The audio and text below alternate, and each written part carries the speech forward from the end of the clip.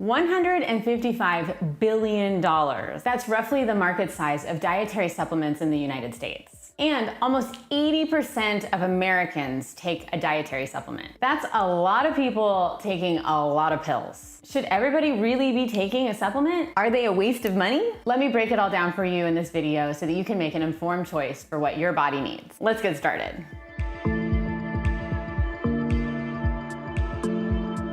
Okay, so who needs supplements? For most people who are following a relatively healthy diet full of whole foods and mostly a cleanish diet, you don't really need supplements. And unless you have a nutritional deficiency or you're following a diet that cuts out a specific food group, for example, a keto or a vegan diet, while they do focus on whole foods, you're gonna miss out on the food groups that those avoid. That might be the time when you start to consider having a supplement. Or perhaps you have a disorder that reduces your body's ability to absorb certain nutrients. Aside from those, whole foods can provide you all of the nutrients you need and more. And that more is what's really important here. So most of us hear on a daily basis about those essential nutrients that we need. They're not the only compounds that are important in those whole foods that we're eating. They contain phytochemicals and other organic compounds. And all of those aid in our body performing optimally. And this is really why you can't really skip those daily veggies and fruits and think that you can just make up for it by taking a pill. All right, and you know I don't like making claims without backing it up by science. So let's dive in and see what the science says about all of this.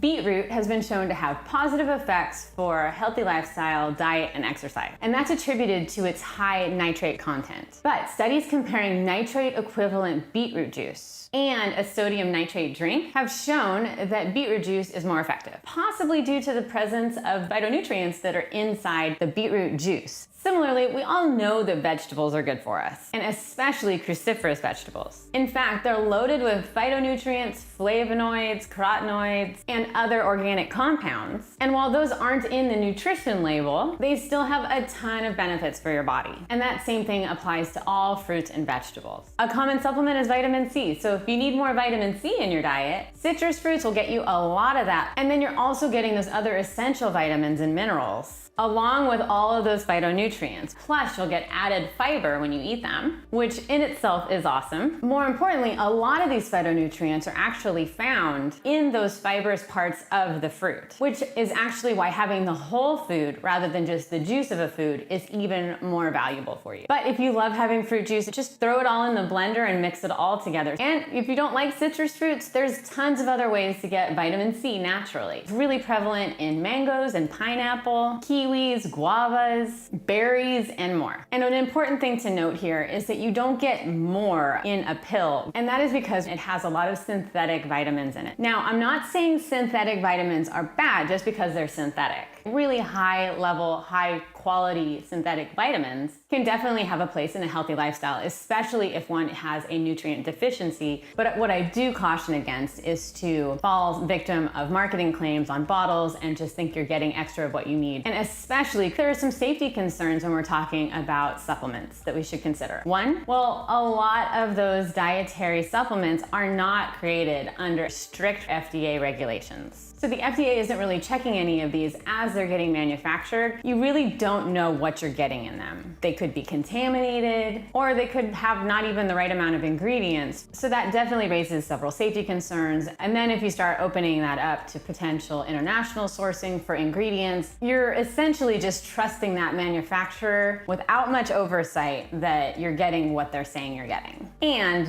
that manufacturer is being ethical and not cutting costs at your expense. And the other concern I have for dietary supplements is taking too much of that specific mineral or vitamin, and that can be harmful for your body. For example, studies even show that taking too much vitamin C from supplements can be harmful, but when taking that exact same amount in the form of whole foods, it's not harmful for your body. Our bodies work in a way that we take in these foods and then we pull apart all the nutrients in there. The problem with supplements is that you're getting a huge stream of a specific type of nutrient. It's not wrapped up in a bunch of other nutrients. Along with vitamin C, zinc is often sometimes sold as a remedy for the common cold. But research is actually showing that the effects for a common cold and helping that from zinc are actually very minor, and that consuming too much zinc on a regular basis can actually have a negative effect on your body's ability to absorb copper. Similarly, having too much iron can hurt your body's ability to absorb zinc. Too much potassium all at once can cause hyperkalemia, and taking too many of any of these could have negative interactions with any other medication you're taking. Given all of that, my stance is until you find from a doctor that you are deficient in a certain type of mineral or vitamin, supplementation in this way should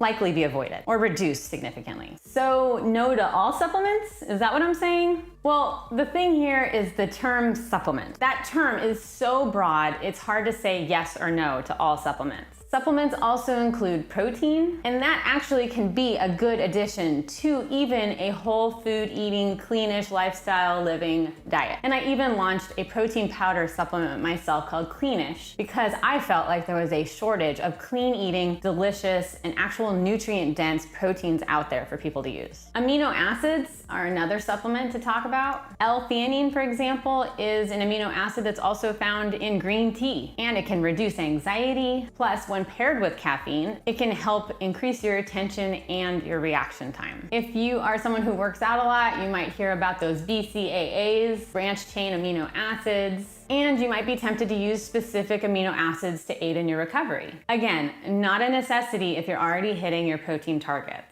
Then there's a ton of other organic compounds. Some have benefits, some don't. Some have great marketing, some we haven't even heard of. And those all fall into the supplements bucket. For example, creatine is a supplement that is helpful, especially for those who are doing heavy weightlifting workouts. And it can even have some cognitive improvement benefits. Omega-3 fatty acids in general are a good supplement. Melatonin, the sleep regulating hormone, is also categorized in the US as a supplement. But it turns out that a lot of people are taking more melatonin than they actually need because of these supplements. And as we've discussed before, more isn't always better. Then there's all those plant and herb formulations and extracts. And that's basically taking those healthy spices and herbs that we know have benefit and reducing them down to what is actually causing the benefit. And we take those and we put them into formulations like curcumin inside of turmeric, or apigenin from chamomile, or ginsenosides from ginseng. All those are phytonutrients, by the way. Again, some of these might be beneficial in certain cases, but marketing claims are not always, if